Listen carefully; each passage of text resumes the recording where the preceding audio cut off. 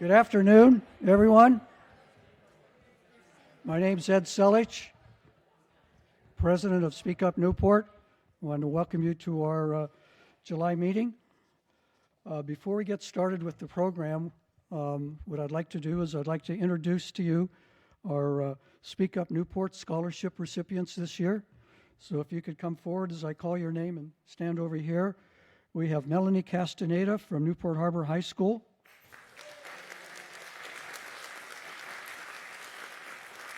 Abigail Aponte from Newport Harbor High School.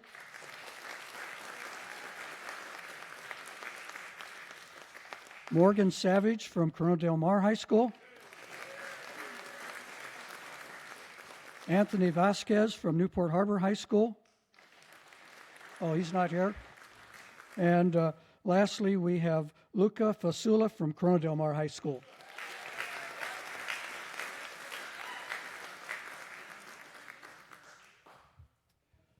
So what I'm going to do is ask each of the students to just tell us a little bit about themselves, where they're going to school, their major, and a little bit about what their future endeavors are. Hello, y'all. I'm Melanie Castaneda. I went to Newport Harbor. I'm going to UC Santa Cruz, and I will be studying psychology, and my plan for the future is to be a psychologist for nonprofit organizations. And a little fun fact, Abby and I will be dorming in the same room. Thank you. Hi, everyone. My name is Abby. I'm also going to be going to Santa Cruz with Melanie, and I'm also going to be majoring in psychology. And for my plans in the future, I hope to study clinical psychology and complete research for mental health. Hi, my name is Morgan Savage, and I will be attending Chapman University in the fall, and I will be majoring in screen acting, which I'm really excited for.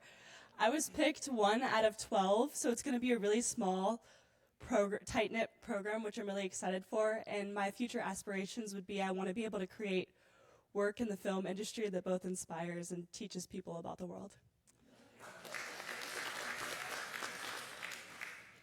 Hi, everyone. My name is Luca Vasulo. Thank you all for having me. I will be attending the University of Washington, Seattle next year, where I will be double majoring in Law, Societies, and Justice and International Relations with a minor in Spanish, with the hope to go on to International Human Rights Law. Thank you. Okay, Luca, you can take your seat, and then Kay, get the picture with these 3 ladies. We already took Luca's picture.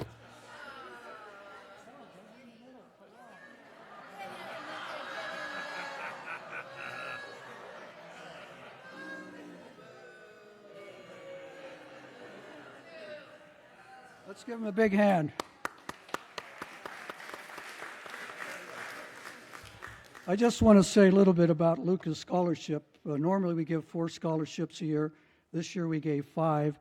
And the 5th one that Luca received was a scholarship in the memory of Richard Lewers, who was one of our presidents in previous years and board member. Richard passed away complications of COVID in February of 2021. Even though Richard was disabled, he was very active in the community. Most notably, he was president and CEO of the Newport Beach Chamber of Commerce for 30 years, started the Taste of Newport, oversaw the boat parade and other chamber of activities. He also was part of the creation of the Chamber's Leadership Tomorrow program. He was active in Our Lady Queen of Angels Parish. He was also appointed to State Commission for Disability Access by Governor Schwarzenegger. And he's always had a strong interest in the youth of our community, including their education. And he always participated in our scholarship interviews every year. And so this scholarship this year, the funds were donated by his friends in Newport Beach in his memory. So it's a very special scholarship from this year, not to take away from the other recipients, but this is one that came from Richard's friends in the community.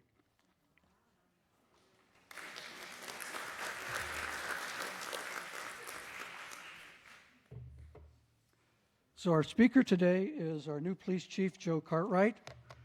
And So on April 22nd, Joe was appointed the 11th Chief of Police of the Newport Beach Police Department. He started his career in law enforcement in Los Angeles in 1999. In 2002, he joined the Newport Beach Police Department, He's worked in a variety of assignments. In 2010, he was promoted to the rank of sergeant. In 2014, he was promoted to the rank of lieutenant. He served as deputy chief of police from January 2021 until he was appointed acting chief of police in December 2022. He has a bachelor's degree in criminal justice from Cal State Long Beach, a Master of Arts from the University of Phoenix. He's done a ton of advanced law enforcement training courses. He was a Marine, serves as chairman of the board of the Newport Beach 1st Battalion 1st Marine Foundation. And with that, welcome our police chief, Joe Cartwright.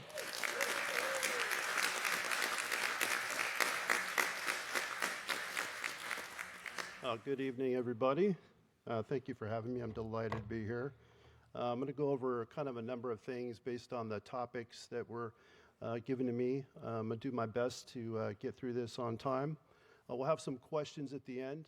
If you're interested, just please line up at the microphone so everybody can hear you. I think we're broadcasting this to a little over 80 people, which is fantastic. So moving on to the first slide. This kind of gives you an overview. Sorry about that. Basically, this is kind of where the rubber meets the road for us. Obviously, you're aware we do a number of things at the police department. Community engagement, working with the homeless population, investigating crimes. But really, the first mission is public safety, protecting you, your families, your property. These officers are, while you're sleeping soundly at night, patrolling through your neighborhood, watching out for you. These numbers are something we're really proud of. Priority 1 calls, that's that first box with the 3-minute, 21-second. That's basically crimes in progress, violent crimes. Those are the ones where it's the worst thing probably you've had to experience. You had to hit those 3 numbers, 911, and you want us there fast to take care of your problem. 321 is a pretty amazing number. I think we got pretty much everybody in the region beat on that. When you get to priority 2 calls, those are around the 5-minute mark, and those are things that are not emergencies. You know, just something's happened, you need police assistance. We'll come out for that. What's interesting about Newport is our priority 2 calls at about 5 minutes still beats most cities' priority 1 calls. So we answer even the non-emergency stuff a lot faster than most places. I can remember coming to Newport over 21 years ago, and there was an article in the paper, and Newport was leading the region of police departments based on the officer-to-citizen ratio. So our city had more cops per citizen than any other city, which is great because our job is to delineate these coverage areas and make sure we have ample number of officers in each area so that they're able to get there quickly. We also have a computer-aided dispatch system with mapping, and there's trackers in every car. So a dispatcher can look at a call and know which area officer it belongs to, but they also look at the map and realize, hey, maybe that officer's not the closest one. So you'll get a cop that maybe works a different area, just happens to be driving by. So that's how we're able to get that staggering number there. You can see as far as CAD events, that's just any call to the police department. You know, over 100,000 a year. 99.7% of all 911 calls are answered within 15 seconds. Another thing we're really proud of. And then arrests approaching 3,000 or almost 8 a day. That goes up and down. July 4th, it's a lot higher. Just saying. But speaking of July 4th, if you're aware of the history of Newport, you know, we used to shut down Balboa Boulevard. And I remember getting here from Los Angeles going, you do what? Like, you're kind of making it like Field of Dreams. If you build it, they will come. I mean, like, they're there to party, and we're giving them a spot to party. So we did away with that a few years later, left the street open. The city council, in their great foresight, declared it a safety enhancement zone. So all fines are tripled. Loud and unruly gatherings, all fines are tripled. We're able to take short-term rentals and evict them on site. We got the landowner there with us, and of course they have tenants lined up in the alley ready to move right in. But it's a team sport, just like you'll hear me say that a lot. I think all of those improvements have allowed us to hand that holiday back to the families and the people that live in the area. This last July 4th was probably, for me, in the 21 years I've been here, probably the calmest, smoothest one I think we've ever seen. Now, it was on a Tuesday. That helps. But we had ample resources there, and I think about 33 arrests just on the 4th, and I think that weekend, a little over 100. And that's really officers and other employees that are out and about early in the morning watching who's going to be a problem and taking care of those early so that, somebody that's drunk at 7 p.m. and is creating problems is going to be a nightmare at 2 a.m. So we try to do stuff about that so that we can, again, give it back to the families and the neighbors.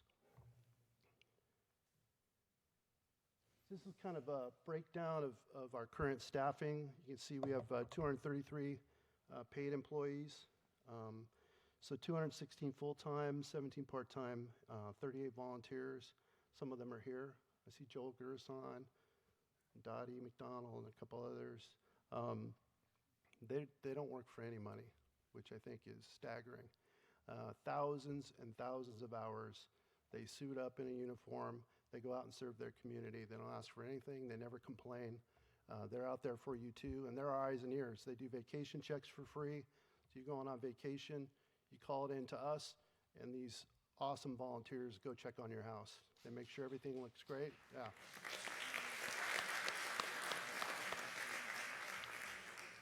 So our sworn staff, sworn just basically means those are people that have graduated from a certified police academy in the state of California. They took an oath to protect lives and property in this community.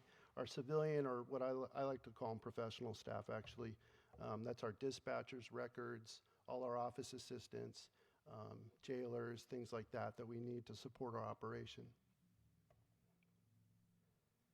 And these are the topics that were advertised for tonight, so this is what I'm going to be going over.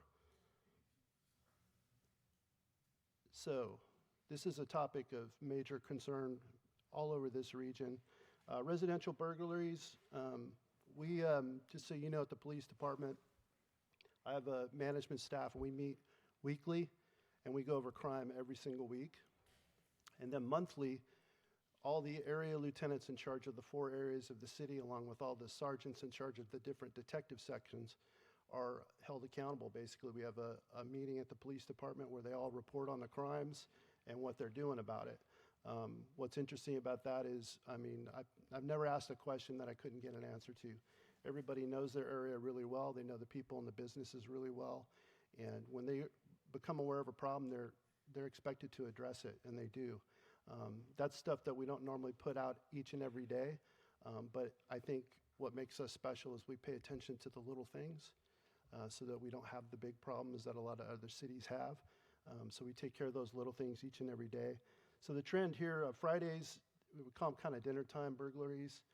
These are, some are organized theft groups that I'll get into, and some are just gang members from LA County or from the IE coming over. They know people are out to dinner. Sometimes they wait for the sun to go down, and then they watch the houses to see where the lights come on. And those are the houses they ignore, obviously. They're looking for the ones that are unoccupied. They don't want a confrontation. They don't want to see you. They don't want to talk to anybody. They just want to get in and get out. The major areas that are affected now, Big Canyon, Harborview, Dover Shores, Newport Coast, of course. The South American Theft Group, I'll talk about that briefly. It's a complicated issue. These are groups that come from South America. They're very organized. They're very sophisticated. They have surveillance operations. They have Wi-Fi jamming, and they will literally sit.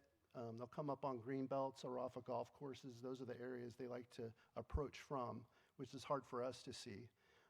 So anytime you see somebody out in the hills or the green belts walking around that doesn't look like somebody that's out, getting their exercise, give us a call. You don't need to wait to see a crime or to think one's going to happen. To say, this doesn't look right to me, chances are it's probably not. Okay, and that's the stuff that team sport I talk about. That's when you can call us and we'll go check it out. We won't run in and tase them and knock them down and then ask them what's going on. Like, we know how to approach people in a friendly, respectful manner, legally and ethically, but we'll find out what they're doing there and make sure that they're not involved in some of this activity. The South American Theft Group, recently the Speaker of the House, Kevin McCarthy, came out to Orange County, because the DA, Todd Spitzer, and he are friends from the assembly. He called Speaker McCarthy and told him about the South American theft groups that are affecting all of Orange County and really the country. But we're going to concentrate on our region. They are mostly from Chile, some from Colombia, but I'd say the lion's share is from Chile. And they are getting into the country on a visa program called the ESTA, which basically they get online, they answer about 15 questions, and then they get a 90-day pass into America. And they can renew that for up to 2 years. Yeah, it's kind of shocking. And there are, I think, 42 countries that have that same ESTA waiver program, but Chile is the only country that doesn't provide criminal history, arrest records, things like that. So when the speaker became aware of that, he brought 3 other Congress members with him, one from appropriations, and said, look, if the Homeland Security doesn't change this, then we're just going to pull the funding from Chile for that program. In the last year, 350,000 people have come from Chile into America. Now, they're not all burglars, obviously, but some are in there. And what they're doing basically is they come up to nice areas like Beverly Hills, Newport Beach, Laguna Hills, they've hit pretty hard. They'll take high-end property, because we have nice things, and they'll ship it back to Chile on boats usually. The other interesting thing about that, and what's really kept us kind of behind the 8 ball on that, is without that criminal history, our district attorney has difficulty charging them or holding them for bail appropriately. So that is what Speaker McCarthy is trying to block in terms of funding. Until they give us that criminal history, until they do those background checks, we don't want to allow any more to come in. So basically, and we have one DA that handles these cases, and we have a close relationship with him along with all the other agencies that are affected by this. My detectives communicate with them constantly. And what happens is, I think they've had about 148 Chilean burglars that have been captured in Southern California and Orange County. They've gone to the DA that we work with has filed charges, but without that criminal history, he can't ask for increase in bail, he can't ask for a number of things, because that's what the judge wants to know. Does he have a criminal history? I don't know. They've got to release him, give him a court date to come back, and so far there's been 100% absconsion on that court date. So that shows you what we're dealing with. All those people in custody, charged, released, expected to come back, nobody comes back, obviously.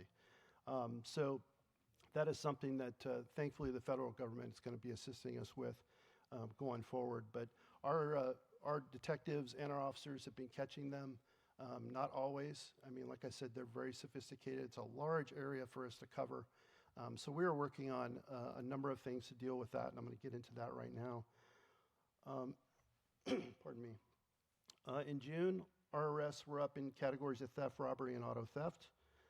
Directed enforcement operations with marked and unmarked units. That's basically officers on overtime, saturating those areas I talked about. Wherever we're getting hit based on those weekly meetings, they will go up there.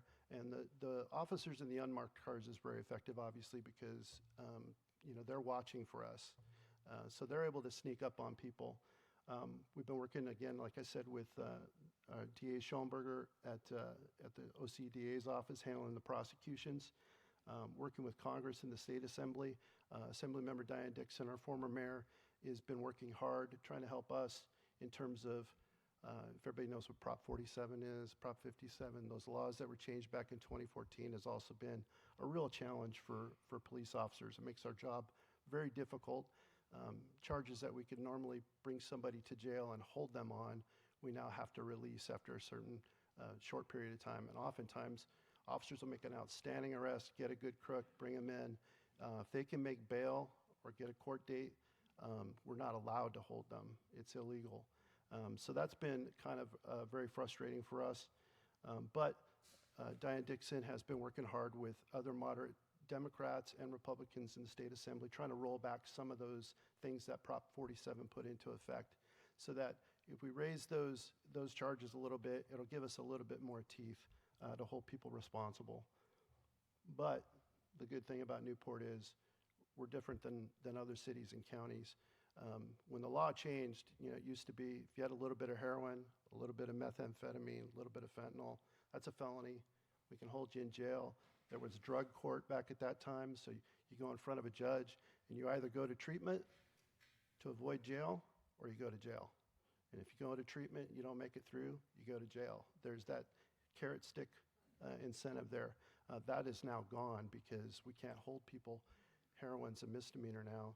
So what a lot of cities had to resort to because of their call volume and the activity in their cities, they've had to just cite and release. So basically they'll take the heroin and go book it as evidence. They write them a ticket with a court date, and they leave them right there where they found them. We don't do that in Newport. We believe in good customer service, and that includes the bad guys. So they're going to get the full Monty. We're going to arrest them, take them in, photograph, fingerprint, interview with the detective, whatever we need to do. We want to make it inhospitable to commit those crimes in Newport. And a number of them have said to us, aren't you just going to write me a ticket? Like, not Newport, dude. And I think that works. The word gets out that, don't get caught in Newport. So that's a good thing. That's a positive for us. And then collaborative operations and intel sharing. A number of the crimes that we're able to solve are through our partnerships with other agencies, because these criminals don't just hit Newport. They hit everywhere. And so our detectives have relationships with all the other detectives at the other agencies. A lot of times, our suspects will be up in LA County. They'll come down here and commit a crime, go back to LA County, but maybe a Beverly Hills detective or an LA County Sheriff's detective or a task force up there knows the guy. Our people reach out all the time. Anybody seen this car? And 3 agencies will pop up. That's so-and-so. He lives over here, and we're looking for him too. And within 24 hours, we'll have that guy in custody. So those relationships are great. That communication is key. So here's some tips I just added in, for you folks. And this is all on our social media and our webpage, and we push it out constantly. We offer a lot of really kind of boutique level things in Newport. Free home security inspection. I don't know why you'd pass up that opportunity. We have a great crime prevention specialist. She comes out to your house, takes about an hour. She'll look at everything, and she'll give you tips on how to harden the target at your own residence or business. That's the phone number there if you want to call and make that appointment. Talking to your neighbors. I know everybody's on Nextdoor and things like that, but having relationships with people on your street is important. That you're exchanging that information. If you see something suspicious, you're talking to your neighbors, but also us. Consider us part of that team. Starting a neighborhood watch. If you don't have one, we'll help you do that. We're happy to do that. We do it all the time. We have neighborhood watch groups that are an entire HOA or an entire block, and we have some that are just one street, and we don't care. We have area lieutenants, chiefs. We'll go to those meetings if there's 3 people there or 120. We'll speak. We'll give you all the information that you need. Home security alarms, lighting, landscaping, and other tricks. Those are all part of your free home inspection. But the alarms are great. The South American theft groups, though, have realized that most people don't put it on the second floor. Your alarm is usually on the first floor perimeter. So what they'll do is they'll go to the back of the house. They'll stack your patio furniture. They'll climb up to the back, the balcony, and they'll go in that door or window because they know there's probably not an alarm on that. Something to consider. Lighting, motion, detecting lighting that turns on in the back or on the sides, that's important. Landscaping, some people install, there's South American plants that have, thorns about this big. They put those up against their windows, so that nobody tries to enter that window. And other tricks, there's devices you can buy that you can put on a timer. You can set your lights on timers, right? There's also devices that are like little prisms that have different colors that reflect. But when you're looking at it from the outside, it looks like somebody's inside watching TV. It looks like there's an active household going on, so that's something to consider as well. I already talked about second floor alarm, patio furniture. And again, the last piece is key. You know what looks weird, and we trust you, and you need to trust us. So if you see something, don't worry about, I don't want to offend somebody, I don't want to do this, don't worry about it. We can handle it professionally. Just give us a call and let us have the opportunity to check it out. When we do get those calls of a suspicious person or a suspicious vehicle, we'll get out there and we'll find out, yeah, it's a career criminal. They haven't done it yet, but they got tools in their car. I mean, we can see all the markers of somebody that was getting ready to commit a theft. So we'd much rather prevent the crime than report on it afterward. So do what you can to help us with that. Major crimes was another category. You may have heard about this one. There was a shooting at the base of Newport Pier. A gentleman and another gentleman got in an argument, and then one presented a handgun and shot the victim. We were able to solve that case by using flock cameras from another city. So he tried to get out up Newport Boulevard, and our detectives worked about 25 hours straight. So that was Easter morning, I think about 1 or 2 a.m. And all these detectives have kids that were probably expecting to have an Easter egg hunt in the morning. And they all got up at 2 a.m. and came in, and they worked 25 hours straight. And they were able to catch both people, the main suspect, and also the gun. We were able to find the gun that he dumped in a nearby backyard. And so that suspect has been linked to another threat with a gun on the east side of the city, and he's got some prior criminal history that's going to help us keep him in jail. So I'm really proud of that. Our detectives, again, other agencies sometimes, you take the crime report from a patrol officer, they turn it in, it gets evaluated, it gets transferred to a detective desk that handles that crime, and then they work it up and try to solve it. But our place is a little more nimble, a little more efficient. Something like this, they call the detectives right away. They say, why would we wait a couple days to give them a tip on this case and make them start from scratch? Our detectives love coming out, even if it's the middle of the night. They'll go all the way to LA, Fresno, Riverside County. They don't care. They want to solve it for you. Even though some of the crimes have been reduced in California, made it difficult for us, you wouldn't be able to tell by talking to our people. They love putting handcuffs on bad guys. They'll bring the justice to your doorstep. That's the satisfaction that they get. They know that it goes to court and it doesn't always play out the way we want. That's why we're not in charge of court and in charge of prison sentencing, because we'd have a lot of prisons and probably nobody would get out. But they do work really hard to bring those to a closure for you. Cold case progress, we've been really doing great in terms of cold cases. Some have been advertised in the last several years. Newport has been on Dateline, 48 Hours Mystery, 2020.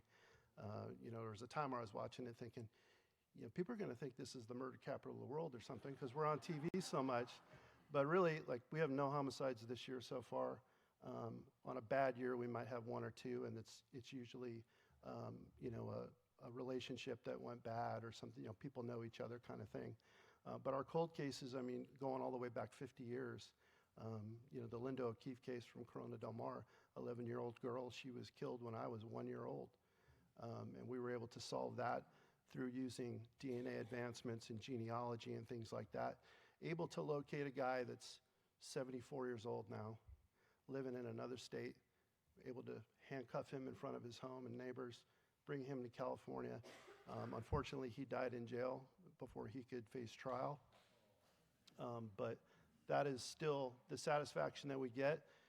We never give up. So even after that amount of time, our folks were able to close that out. And that continues to be the case with cases of DNA. If there's a homicide, our folks will work it to death trying to find the bad guy, but we keep every piece of evidence. So every piece of evidence from 1973 was in a freezer at the police department. And we were able to retest those things, match it up to the killer, and bring him to justice. So we're continuing to do that with other cold cases. We only have a handful of them, but we've closed probably 10, I think, in the last 5 or 10 years, which is pretty staggering.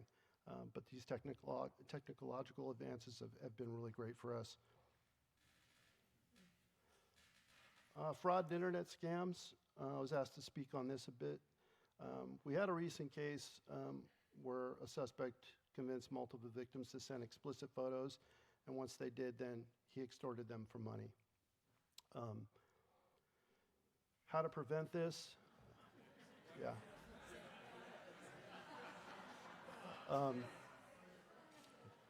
I know you read these prompts and you're thinking, yeah, of course I won't send explicit photos, but obviously we have this here because people have. If you ever get a call from anybody saying they're with the police department and they're asking for money, call us right away, okay? Unless it's me. No, I'm just kidding. But they call asking for money, or anybody, is calling you for money, information. They say they know your grandson, they know your nephew, anything of that nature. Don't believe it. People are really good at scamming.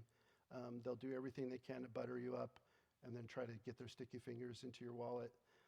We had one case recently where somebody called the gentleman and said, hey, I've got your nephew's been arrested for DUI. We need bail money. And it was provided, and it was a scam. So always be aware of that. You know, if you have a grandchild that's supposedly been arrested, start calling family members and find out before you start doing anything. You just got to be careful. So don't send photos, don't send money, stop all contact, block that account, let the platform know what they're up to. And of course, call us so that we're aware of it, because they're not going to stop with you. If they lose out on you, they're going to try with one of your neighbors. So we want to get onto that as quick as we can.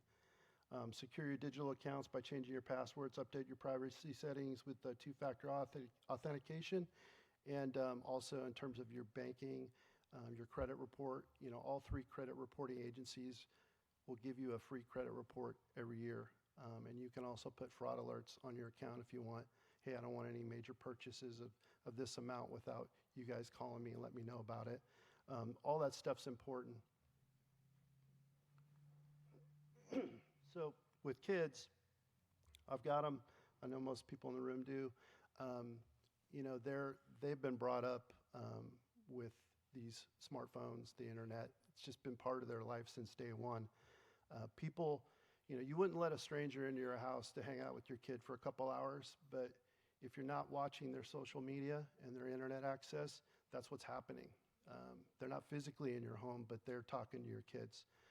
There's people out there trying to scam them, want to meet them, want photos, whatever.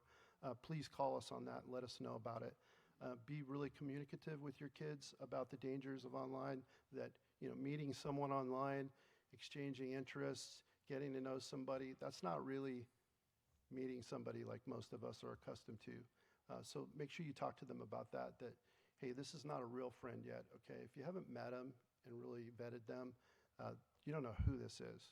You know, it could be someone of a different gender, someone of a different age, someone of a different occupation, different country. You just don't know. So really communicate those risks to them and then follow up with supervision. You want to watch over that stuff, do audits on it, you know, keep tabs on it, because it does happen. So loud vehicle noise was another one there. Our traffic lieutenant, acting deputy chief Eric Little's here. They've been doing a great job. We do an Office of Traffic Safety grant every year. So we put in basically a request for additional funds for different categories. So DUI checkpoints, if you've seen those in Newport, those are funded by OTS. So we're able to hire officers on overtime to do things like that. Loud vehicle noise, we've added that. And we work with other police departments. So they've had operations with Seal Beach, Huntington Beach, Laguna, and Newport all in one day. Some of you may have seen it. It's just a gaggle of motor cops going up and down the highway, stopping people for loud exhaust, racing, vehicles that are not in compliance, things of that nature. So operations in June, July, and August, one of the multi-agency collaboratives, you can see their June operation, they stopped 80 cars. 60 were cited, 6 were inspected by, I think that's the Bureau of Automotive Repair, referees. So they'll basically, the officer will stop the car for the violation, and then this bar referee will come in and inspect the car and find all the things that are aftermarket or illegal, and we'll end up towing that car and impounding it. And then we had one driver arrested. So in general, this is all of our motor officers' work that they do, mainly around the schools and during rush hour, and in the areas where we have the most traffic accidents. That's where they do their best work. And you can see year to date, this is just the first 7 months of the year, over 3,000 citations and 173 DUI arrests. So these are the collisions I referenced. So you can see we have a lot, right? But it's California, and there's a lot of traffic. Most of these are non-injury. You know, if you're in an accident, fender bender with somebody, if nobody's hurt, really all you're required to do is exchange your insurance information and report it to your insurance company and let them work it out. We will come out, though, and if you have an accident and you want an officer to come out and take a look, take a report, we also do that. We had 4 fatal collisions last year. We had 0 up until July 5th. Yeah, right after July 4th, we had one on the highway up by the Shake Shack, a head-on collision where unfortunately somebody lost their life. And then you can see we have some e-bike collisions on there too.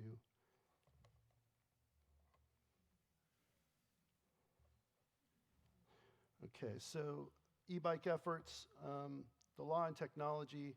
I mean, I look at an e-bike from a dad's perspective, and it's a motorcycle. That's the way I look at it, you know. This is one of those things where the law needs to catch up to technology. People are inventing some incredible things. I think every kid in Newport got an e-bike at birth, it seems like. There's just a bunch of them.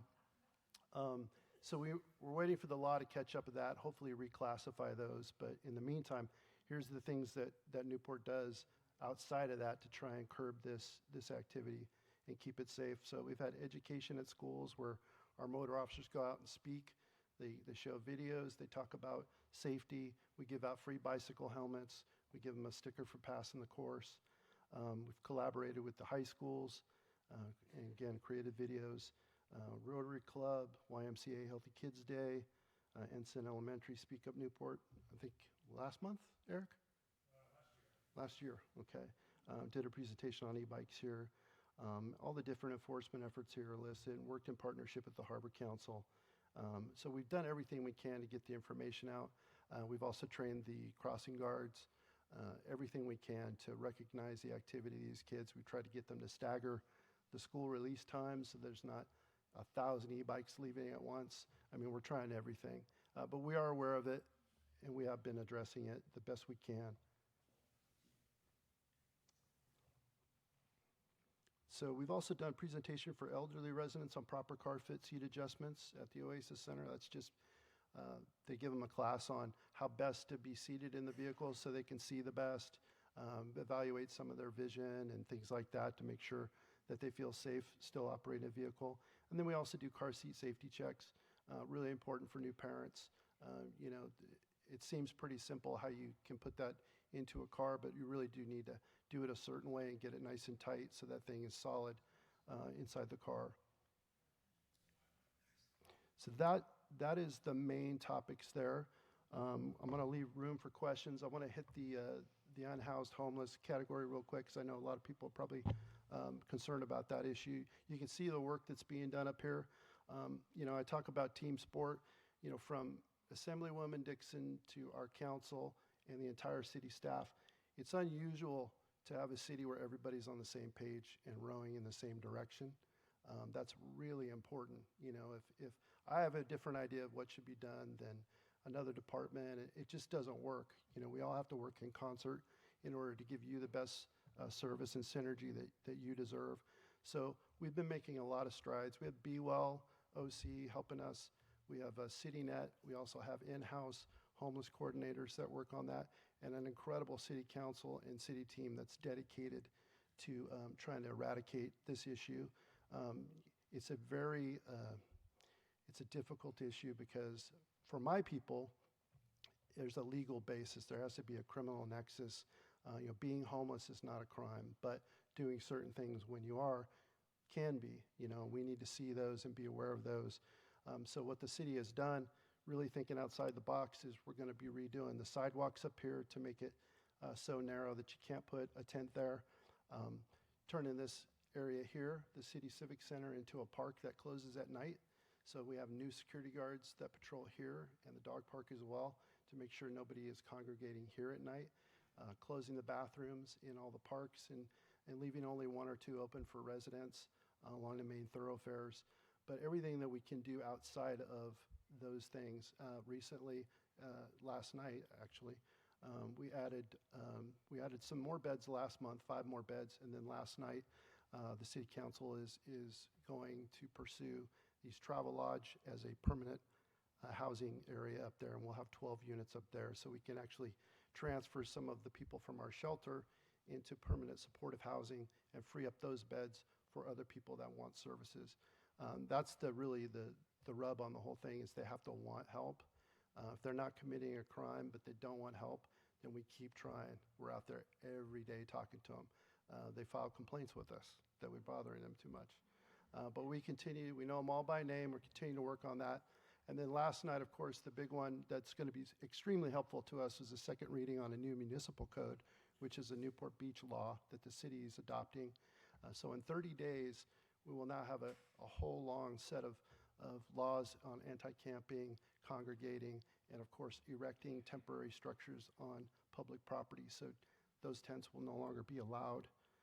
So we're going to be doing that over the next couple weeks, the education effort to let them know that day is coming to an end where they're able to block the sidewalk or obstruct the road. We don't have a problem with them existing, but we want to get them services. And this is going to help us to get them to some program where they can get some mental health, substance abuse assistance. So really the city's done it the right way in terms of being humanitarians about it, being fair, legal, and ethical. And this new law is the last piece. So we've had a couple years of really honest, good human work, and now we're going to follow it up with a little bit of enforcement for those that are hanging on kind of by a thread in terms of should I get help or not. You know, we're going to help them to get off the street, and I'm really proud of that. So if you have questions, I'm ready for those. You can line up at the microphone so that everybody can hear you.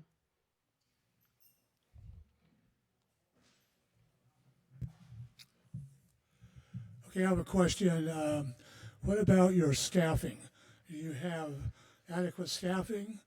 And I've heard it said that one limitation is that a lot of police officers can't afford to live reasonably close to Newport Beach. Right. We are currently about 7 or 8 officers down.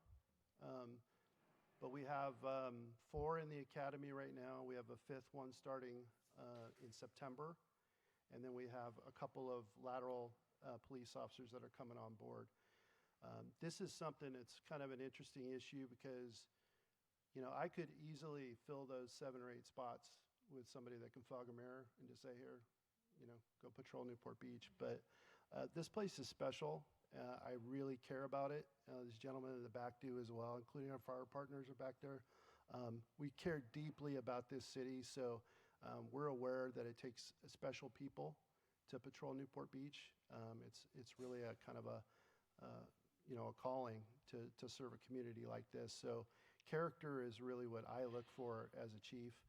That is something you can't train somebody to have. You can't teach them. You know, they've either got it or they don't.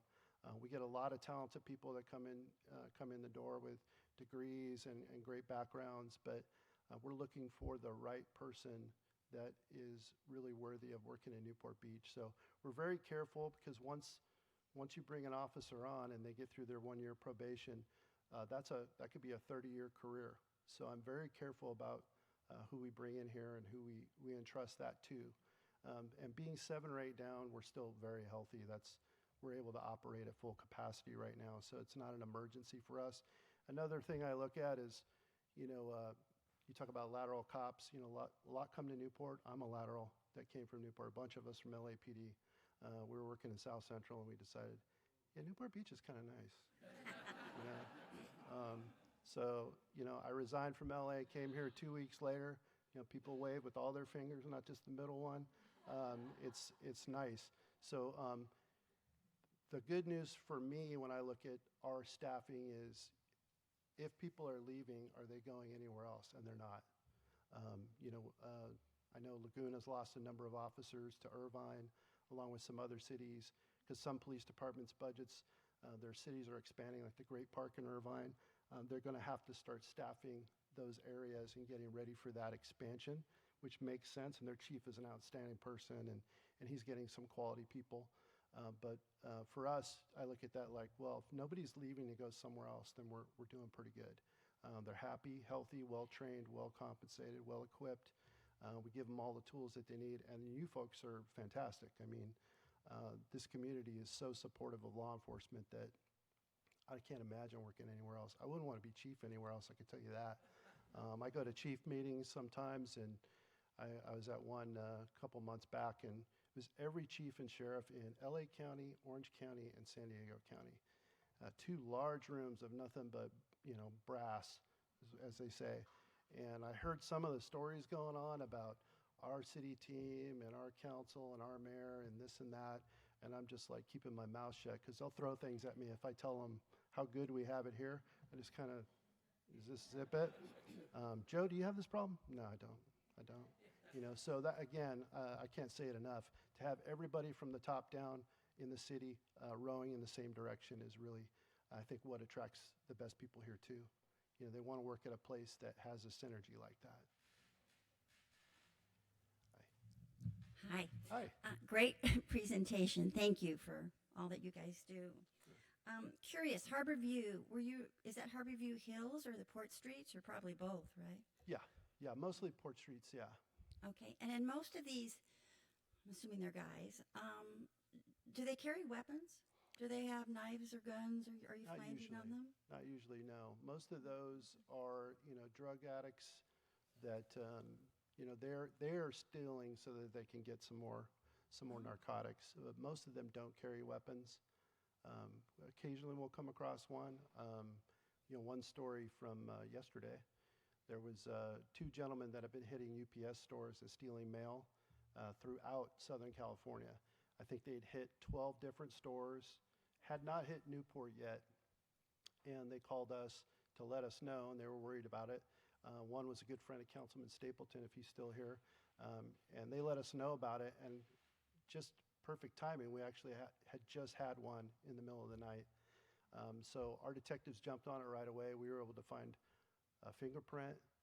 We were able to get a license plate off a surveillance camera up the street, identified the guy within hours, and then our detectives tracked it down through stolen credit cards he was using and tracked him down to Santa Ana and watched him for a while. And lo and behold, he got in a car and meet up with his partner, and they took them both down. The other gentleman did have a gun on him and a pound of methamphetamine. Yeah. So those guys are selling drugs and stealing mail. And if you've ever been in our auditorium, it's a pretty large room, and there was nothing but just tables of thousands of envelopes of mail from Newport Beach, Huntington Beach, Beverly Hills, you name it. They were hitting everywhere. Crowbars, lockpicks, they had the whole shebang along with the narcotics that they were selling. In fact, they asked the gentleman, why do you have a gun? And he says, well, I only have a gun because I'm a dealer. That's a good thing for court, by the way. It's really good for court. But anyway, did I answer your question? I kind of went off on a tangent. Just a couple more. So if one of these guys breaks into your home and your alarm goes off, what's the response to the alarm? Do all of our alarms go into your, there's a lot of houses with Great alarms. question, yeah. Do they go into the police department? Yeah, if you have an alarm, what you want to do is contact us and register it with us. I don't remember what the fee is, but it's a nominal fee. But basically what it does, it cuts out the middleman. If your alarm goes off, it notifies the alarm company first. Right. Okay, and then they evaluate it and they look at it, and all this takes crucial minutes and seconds. And then eventually they'll call us because some people don't want a false alarm because they get charged for those. If you register it with us, it goes immediately to us. So if your alarm goes off, our dispatchers get notified and they immediately broadcast it. And the officers in that area will go because they know burglary, theft in Newport Beach is a top priority for us. So when they hear that call, they're dropping everything and they're going straight there and they're getting ready to set up a perimeter to keep them in that area so that they can take them into custody. But that's how you'd want to do that. The prisms you referred to that you can buy and put in the room, where do you buy those? Can you get those at Ace Hardware or something? Yeah, just search online. There's Just different called products. prisms? What are they called? I don't know. Do you know what they're called? Yeah, I don't know what they're called. There you go. TV simulator? TV simulator. Thank you, Okay. Joel. Joel knows. Yeah. Oh, Google fake TV. okay. Yeah. I'll do it. Yeah. And whatever happened to the 3-strike law? We voted that.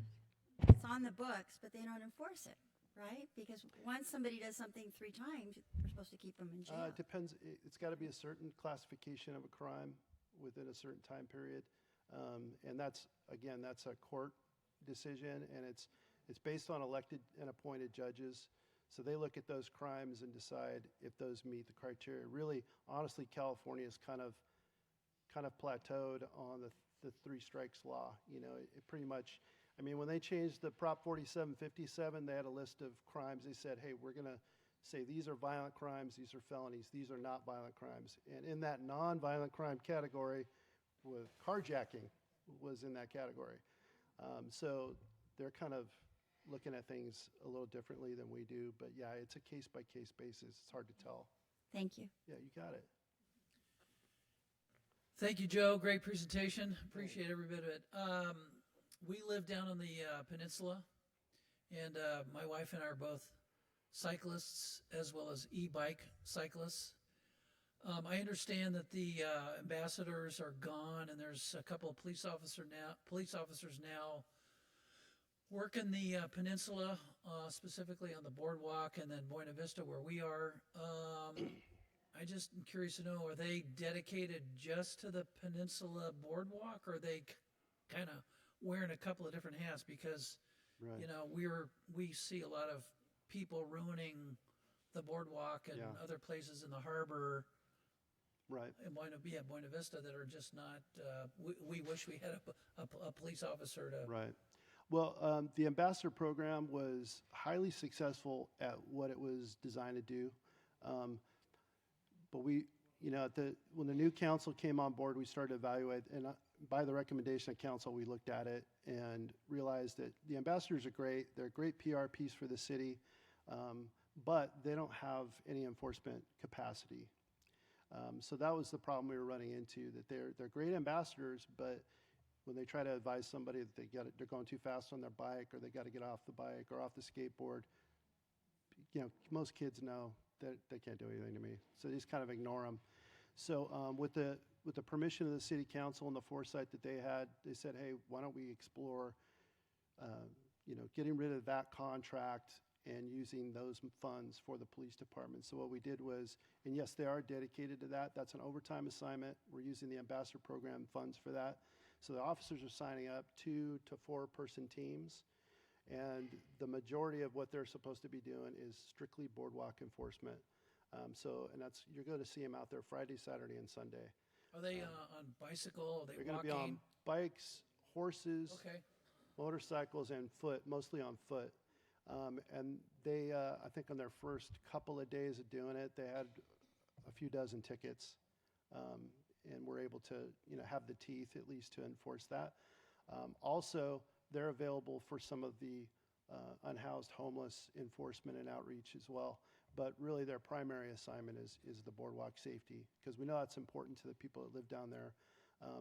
The challenge with that, and we've worked on that for years, we've gone to the bike shops and the rental places and said, hey, can you advise people of this and this? And they're awesome. They're like, yeah, we'll tell them. But every other day, it's a new group of people. You know, none of them live around here for the most part. So they come in, we tell them the rules, they break them, they take off. Another group comes in, we start over. So this boardwalk enforcement, I think, is going to make a huge dent in that.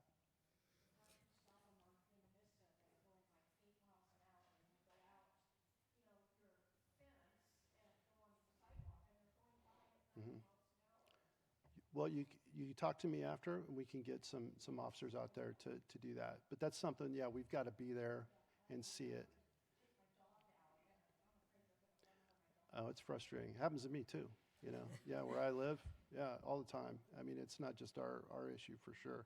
Yes, ma'am. Thank you, Chief, for the work that you and your team are doing to keep us safe here in Newport. I have a question about the implementation of the new ordinance and how it might affect some of our well-known local residents. Many of us who live in Corona del Mar are very aware of a woman in her late 70s who's been on the streets of our city for a long time. What would be the impact of her being found sleeping on the street, and how will the ordinance be implemented? Could you talk a little bit more about the procedure And I know we don't have enough shelter beds, so she potentially would not be offered shelter. So what will happen to her? Right. Well, that'll be a case-by-case basis as well. With the new shelter beds that were just added, and we've got 5 more, that's going to be a huge help to us. Usually when there's a new law, like I said, it'll go into effect in a month, and then we'll have like an education period where we're not going to just go out and kind of hammer people about it. We're going to reach out, let them know, okay, this is the rule now. With her, as long as she's not sleeping within those prohibited areas, so you can't sleep in a public restroom, you can't block the doorway to public access or a business, things like that. That's, if she's not doing that, there's no enforcement capacity for us. And those in the tents, they won't get arrested for that. They'll be advised to take the tent down. If they don't, they might receive a citation, maybe not. But yeah, we're going to have a kind of a warm handoff with that whole thing. Ultimately, being humanitarian about it is very important to me. We're not going to be heavy-handed, but as far as the tents go, that's the priority, I think, for most residents, is just to get those off the street and out of the way. But we're still going to approach her. Is this Patty? Talking about Patty? Yeah. We're going to approach her like we have before. Most of the time, we're able to get her the assistance she needs, but I understand it's difficult to get her into a permanent location, but we're not going to stop trying. Okay, thank you. Yeah. I think we got time for this last one, and then I got to give it back to Ed so he can yell at you guys. Good evening. My name is Adriana. I'm a resident here in Newport. Thank you, Chief, for providing all of the things that the city does to keep us enjoying our community in a safe way. I'd like for you to repeat to me this new ordinance that was just implemented so we understand it, because I just heard about it tonight. And then I guess my second concern is, how do we keep what we have here in this affluent city? Because a lot of affluent cities, Beverly Hills, San Francisco, parts of LA, Yeah. look what has happened. Mhm. And what is it we need to guard against? It's not an easy question, but any ideas on what are the things that contributed to the situation that those residents in these affluent cities are living with today? Right. Well, it goes back decades, but I'd say for us, the direct impact was when, does everybody remember there used to be an encampment over by Angel Stadium? Well, there was a case that came out in Boise, Idaho, that really is the case that we've had to operate under and still do, where basically you cannot take a homeless person, arrest them for sleeping in public or camping if you don't have an alternative place for them to go. And that's the basis of that.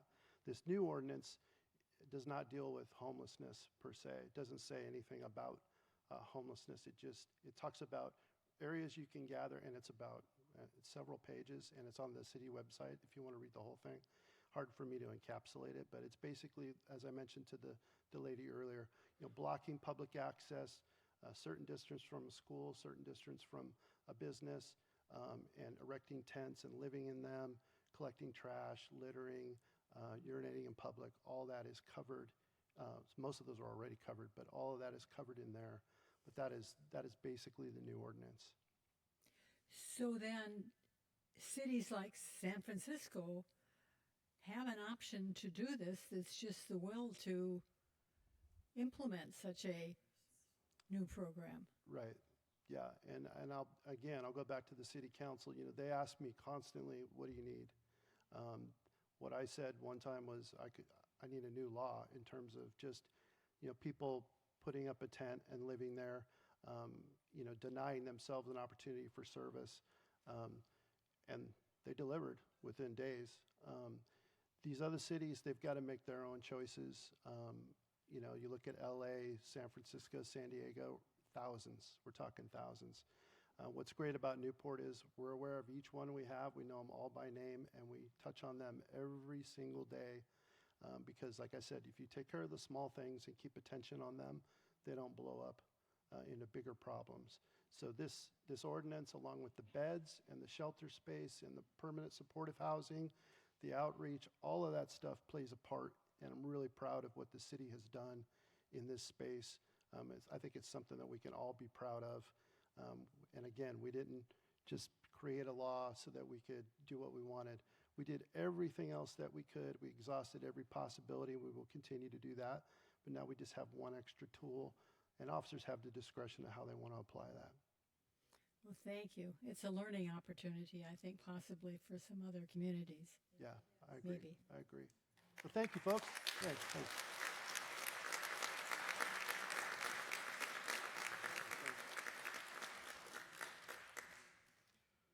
Well, thank you, Joe. That was a great presentation. I really appreciate you taking the time. Next month, August the 9th, our program is going to have Katrina Foley, our county supervisor, as our speaker. Also, I want to give a shout out to the Bungalow before we go for providing us Taco Wednesday. Please support the Bungalow. They help us out every month by providing some food and libations before our meeting starts. So we'll see you next month.